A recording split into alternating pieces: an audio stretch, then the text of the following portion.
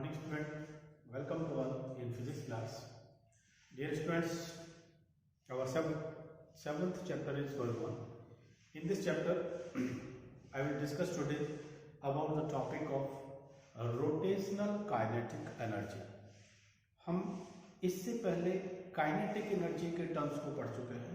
Kinetic energy हमने पढ़ा था, kinetic energy half mv square पढ़ा है. फिर हमने फर्स्ट बुक में एक मैकेनिकल एनर्जी पढ़ा था. मैकेनिकल एनर्जी में हमने प्रूव किया था कि काइनेटिक एनर्जी, पोटेंशियल एनर्जी दोनों को मिलाकर जो एनर्जी बनती है उसे कहते हैं क्या, मैकेनिकल एनर्जी. तो मैकेनिकल एनर्जी, काइनेटिक एनर्जी और पोटेंशियल एनर्जी दोनों का सम होती है, ठीक है. लेकिन अब जो टर्म है वो टर्म है मेरा क्या है, काइनेटिक एनर्जी या रोटेशनल काइनेटिक एनर्जी, ठीक है. तो मैं दो टर्म लूंगा, रोटेशनल काइनेटिक एनर्जी या kinetic energy of rotational body. Kinetic energy of rotational body. Chapter number कौन सा चल रहा हमारा, 7, ठीक है. हेडिंग कौन सा है, टॉपिक है काइनेटिक एनर्जी. शॉर्ट में लिखा मैंने of rotational body. Rotational body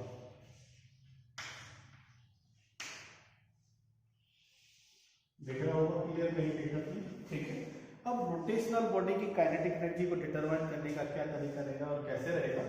suppose कोई ऑब्जेक्ट, मैंने कहा कि ये कोई रोटेशनल एक्सिस ले लेना, ये कोई रोटेशनल एक्सिस है और इस रोटेशनल एक्सिस के अबाउट में हम किसी भी सिस्टम को रोटेट कर रहे हैं. और रोटेट भी कैसे करा रहे हैं, कुछ इस तरह से. मैंने इरेगुलर शेप का कोई भी बॉडी इस तरह से कोई भी ले लिया. मैंने कहा ये एक्सिस ऑफ रोटेशन आ गया, इसका रोटेशनल डायरेक्शन ये ले लिया, ठीक. क्या कहा है, रोटेशनल एक्सिस. अब इसका सपोज फर्स्ट पार्टिकल है जिसका मास कितना है, m1. ओरिजिन से कितनी डिस्टेंस पर है, r1 डिस्टेंस पर है, ये ऐसे. दूसरा पार्टिकल मैंने यहां कंसीडर कर लिया, इधर थोड़ा पास में कर लिया. ये नीचे कितने डिस्टेंस पर है, r2 डिस्टेंस पर है, कितना है, m2 है. तीसरा मैंने कहा इसी को r3 ले लिया और ये आ गया. यहां पार्टिकल कौन सा है, m3 है, ठीक. यहां r4 कह दिया मैंने. हाँ, यहां पार्टिकल कौन सा है, m4 है. हर पार्टिकल की अलग अलग पोजीशन है एक्सिस ऑफ रोटेशन से. मैंने कहा कोई particle suppose dot dot dot dot dot rn कह दिया और कहां ले लिया, ये इसका नाम ले लिया mn पार्टिकल, ठीक. और ये सारे पार्टिकल क्या कर रहे हैं, इस एक्सिस ऑफ रोटेशन के अबाउट में रोटेट करा रहे हैं बॉडी को. तो हर पार्टिकल अपनी अपनी एक्सिस ऑफ रोटेशन पर ये यहां से रोटेट करेगा. कैसे, मैं थोड़ा सा डिफाइन कर दूं हल्का सा ऐसे. देखो, ये यहां से ये रोटेशन में आएगा, इसका रोटेशन ये होगा, इसका रोटेशन ये होगा, इसका रोटेशन सबसे ज्यादा बाहर होगा, इसका रोटेशन ये होगा, ठीक. लेकिन सबकी रेडियस अलग अलग होने से अगर इस mn पार्टिकल की रेडियस की बात करूं तो ये अपनी कितनी रेडियस हो क्या आएगा, कुछ इस तरह से ऐसे. इस पार्टिकल का जो रोटेशनल पाथ है वो ये होगा. क्लियर. चलिए, मान लो मैंने कहा सपोज इसमें से एक पार्टिकल कॉस होगा तो 4 होगा, तो फोर्थ पार्टिकल का पाथ आएगा वो कुछ इस तरह से ये आएगा ऐसे. समझ रहे हैं. तो फोर्थ n पे पार्टिकल का पाथ ये आया, dot dot dot dot dot जो बना रखा है मैंने ऐसे ऐसे, ये इस तरह से. और ये आ गया रेडियस ऑफ पाथ, ये ऐसे, ठीक. तो इस तरह से हमें करना क्या है कि इसकी काइनेटिक एनर्जी को फाइंड करने के लिए फॉर्मूले की हेल्प तो हमें वही लेनी है जो हमने पढ़ी है, हाफ mv स्क्वायर वाली. क्या, हाफ mv स्क्वायर वाली.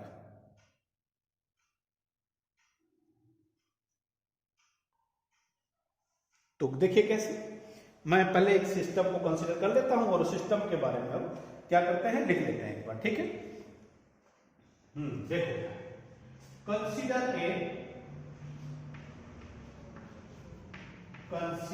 ए rigid body of n particles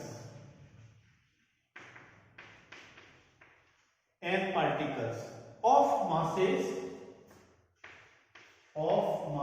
सबके अलग अलग masses क्या है, m1, m2, m3 dot dot dot dot mn कह दिया, with their position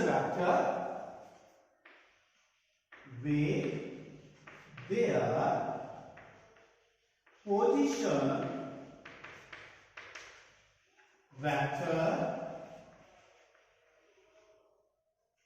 r1, r2 dot dot dot rn, कहां से, from axis of rotation,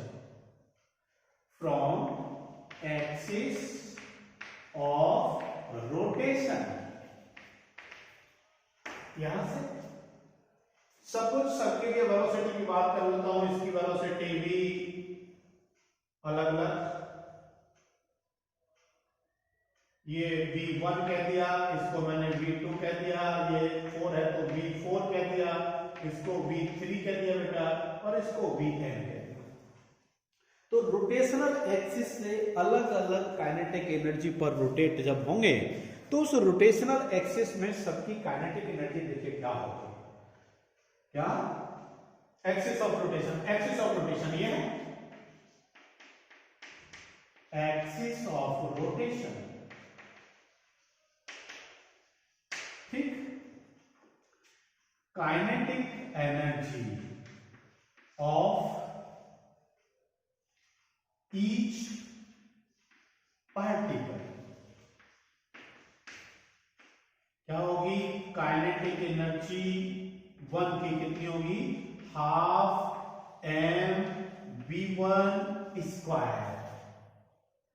kinetic energy of second particle कितनी होगी, half mv2 square, m1 m2 dot dot dot dot dot dot dot dot dot dot dot dot, kinetic energy of nth particle कितनी होगी, half, अच्छा सबके particle के मास अलग अलग, m1 इसका m2 mn और vn square.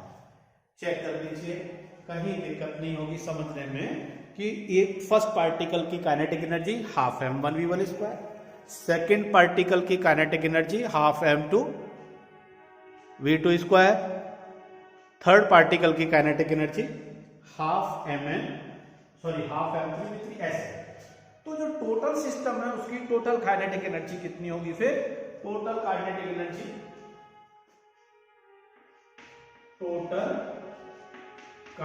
Energy equal to कितनी होगी, total kinetic energy of rotational body यानी पूरी बॉडी का total kinetic energy of rotational body, total kinetic energy of rotational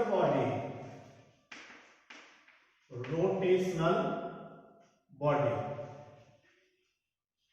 कितनी होगी, K E equal to ke1 plus ke2 plus and so on, सबका अलग अलग, equal to half m1 v1 square plus half m2 v2 square plus and so on, सबका क्या करना है, सम करना है, ठीक।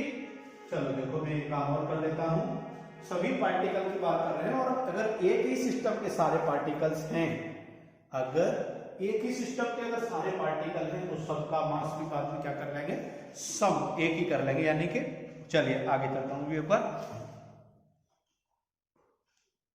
देखिए इक्वेशन कर दो यहां से, इक्वेशन नंबर इसको मैंने 1 कह दिया। मैं अब आगे बात करता हूं। सिंस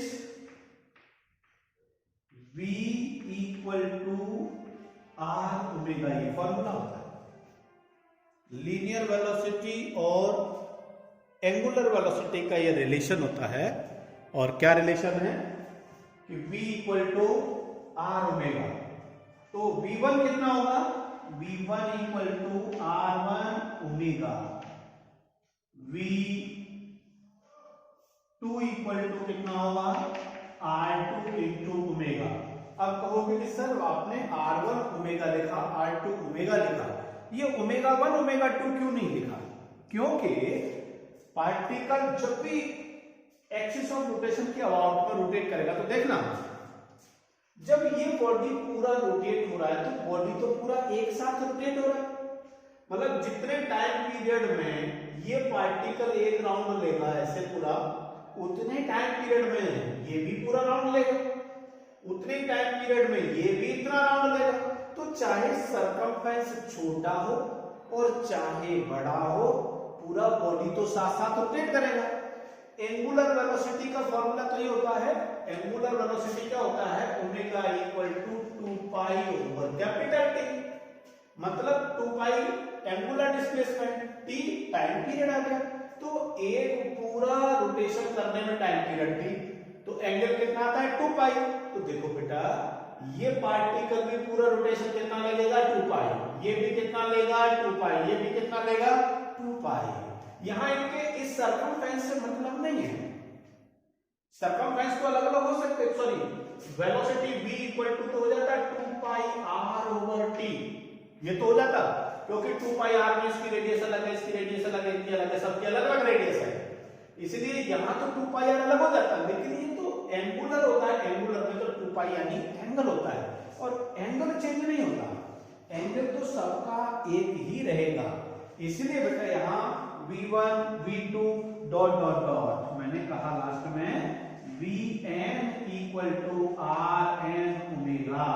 तो ओमेगा में ओमेगा 1 2 ओमेगा 2 3 4 ये नहीं लगेगा, ओमेगा में चेंज नहीं होगा। तो बेटा इस वैल्यू को मैं एक बार इसमें सब्स्टिट्यूट कर लूं, तो देखिए बड़े आराम से कोई दिक्कत नहीं। चलिए कैसे, kinetic energy equal to half आ गया m1, और v1 की जगह वैल्यू आएगा बेटा r1 ओमेगा, चेक कर लीजिए। और स्क्वायर और कहा इसमें, तो स्क्वायर को मैं साथ ही लगा देता हूं, स्क्वायर प्लस हाफ m2 और r2 स्क्वायर ओमेगा स्क्वायर, ये आ गया, प्लस एंड सो ऑन आ गया धीरे धीरे, और लास्ट में लिखेंगे half mn rn square omega square, कहीं दिक्कत नहीं, ठीक, अलग अलग आ गया सबका। तो काइनेटिक एनर्जी की अगर बात करें बेटा, और इसे थोड़ा सा सॉल्व और कर दूं मैं, तो काइनेटिक एनर्जी इक्वल टू, देखो एक तो हाफ सब में है, मैंने कॉमन ले लिया अलग से, इसके बाद कुछ और कॉमन आ रहा है, omega square everywhere omega square, तो मैंने क्या किया, ओमेगा स्क्वायर भी कॉमन ले लिया, रिमेनिंग बचा ब्रैकेट लगा लिया, देखो क्या आएगा, m1 r1 square plus m2 r2 square plus and so on, और लास्ट में आ गया प्लस करके mn rn स्क्वायर आ गया, कोई दिक्कत नहीं है कैसे, ठीक। अब चलिए आगे, सिंस इक्वेशन नंबर बेटा ऐसे 2 कह दिया, बट लेकिन क्या होता है रिलेशन, बट एक काम और कर लेते छोटा सा, सॉरी, देखो kinetic energy equal to half omega square, और इस ब्रैकेट के अंदर लगाता हूं समेशन, समेशन आ गया mi स्क्वायर, क्योंकि सीरीज बनी हुई है ना 1 2 3 4 एंड सो ऑन, तो देखिए इसको क्या कर दूं, M I R I square where I equal to कहां से स्टार्ट है सीरीज 1 से कहां तक है, n तक है, तो 1 से n तक की सीरीज है। ठीक, इसको इक्वेशन 2 लेंगे, इसको नहीं लेंगे ऊपर से, तो इसे कहा मैंने इक्वेशन नंबर 2। अब लिखूंगा लेकिन समेशन और बेटा M I R I square I equal to 1 to n equal to, ये एम आर स्क्वायर को कहते हैं बेटा मोमेंट ऑफ इनर्शिया। क्या, मोमेंट ऑफ इनर्शिया। और moment of inertia first particle का अलग, सेकंड का अलग, डॉट डॉट डॉट सबका अलग अलग होगा, लेकिन ये तो पूरे सिस्टम का है, क्योंकि सबका सम ले लिया, सॉल्यूशन का मतलब सम होता है, ये सम ले लिया तो ये सम ले लिया, तो ये हमारे पास में टोटल मोमेंट ऑफ इनर्शिया आ गया आई स्क्वायर। तो इसको एक बार सब्स्टिट्यूट कर लो इसमें, इक्वेशन नंबर 3 क्या है, हाँ जी, तो काइनेटिक एनर्जी बेटा कितना बन गया, K equal to half as it is omega square as it is और आई।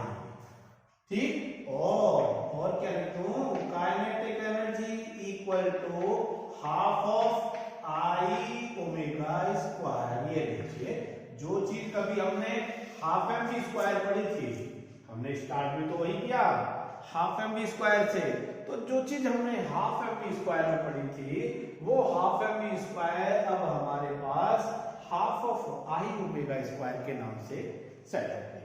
तो किसी भी सिस्टम की, किसी भी ऐसे सिस्टम की जिसमें n पार्टिकल्स हैं, उन n पार्टिकल्स की हम काइनेटिक एनर्जी रोटेशनल एनर्जी के टर्म में, यानी कि काइनेट है तो काइनेटिक ही, लेकिन वो रोटेशनल बॉडी की एनर्जी के टर्म में half of I omega square के टर्म में हमारे को मिलेगी। ठीक है, चलिए तो देख लीजिए, एक बार मैं सामने से हट जाता हूं, आप चाहें तो पॉज करके उसका स्क्रीनशॉट भी कर सकते हो। ये अब क्या करना था हमें, थोड़ा सा मैंने कहा कि ये आ गया काइनेटिक एनर्जी 1/2 इंटू आई ओमेगा स्क्वायर। ठीक, अब देखो थोड़ा सा बात कर लेते हैं कि I half as it is, I as it is omega square equal to क्या आ गया, काइनेटिक एनर्जी लिख सकते हैं। अच्छा, आई इक्वल टू क्या आएगा, I equal to sorry if, condition देता हूं, if omega equal to 1 radian पर सेकेंड। मैंने कोई एंगुलर वेलोसिटी का वैल्यू यूनिट ले लिया। यूनिट कैसे ले लिया, क्योंकि देखो एंगुलर वेलोसिटी चाहे इस पार्टिकल की हो, चाहे इस पार्टिकल की, चाहे इस पार्टिकल की, चाहे किसी भी पार्टिकल की एंगुलर वेलोसिटी सेम होगी, क्योंकि पार्टिकल सेम टाइम पीरियड में सेम एंगल रोटेट हो रहा है। सेम टाइम पीरियड में पार्टिकल सेम एंगल रोटेट हो रहा है, ये सर्कमफेरेंस से इसमें मतलब नहीं है। इसमें तो है कि ये पार्टिकल है, चाहे ये पार्टिकल है, चाहे ये पार्टिकल है, चाहे यहाँ का पार्टिकल है, वो भी उतने टाइम पीरियड में रोटेट होकर आएगा। तो एंगुलर वेलोसिटी सबकी सेम है, मैंने उसको यूनिट वैल्यू मान लिया। तो मैंने कहा if omega equal to 1 radian पर सेकेंड और सेम वैल्यू तो सबकी सेम है, तो ओमेगा का वैल्यू अगर 1 कहते तो देखो कितना आएगा, आई इक्वल टू 1/2 के 2 का इधर ट्रांसफर किया बेटा मैंने, 2 आ गया और काइनेटिक एनर्जी आ गया। जरूरी नहीं है कि हम ये कहें कि kinetic energy half I omega square होता है। फॉर सेम और unit angular velocity, moment of inertia equal to 2 into kinetic energy भी होता है। Means moment of inertia of rotational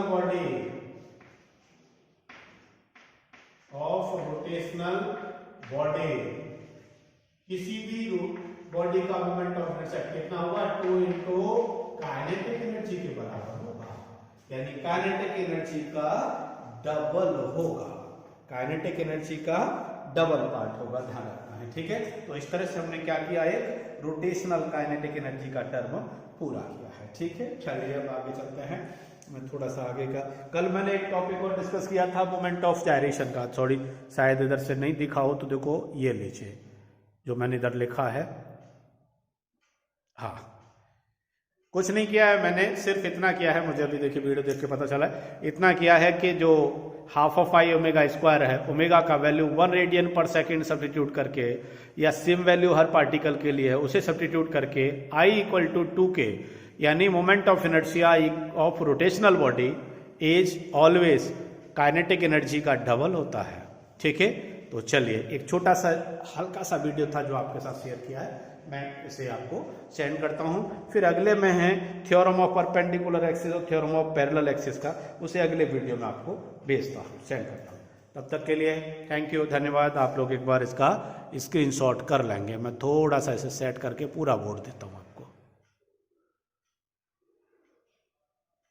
ये लीजिए पूरा बोर्ड है, आप आराम से पूरे बोर्ड का स्क्रीनशॉट कर सकते हैं।